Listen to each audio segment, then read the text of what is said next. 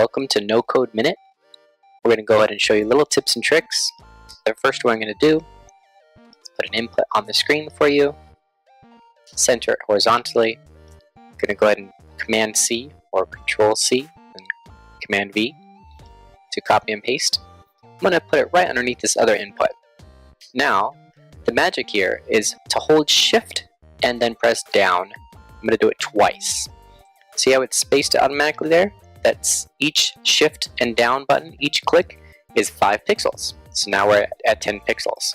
Kind of helps you even out things. So if you want it at 20, just 2 more clicks and you're down. So that's at 20 pixels. So that is your first little tip and trick with NoCodeMinute. Hope you enjoy, and don't forget to subscribe.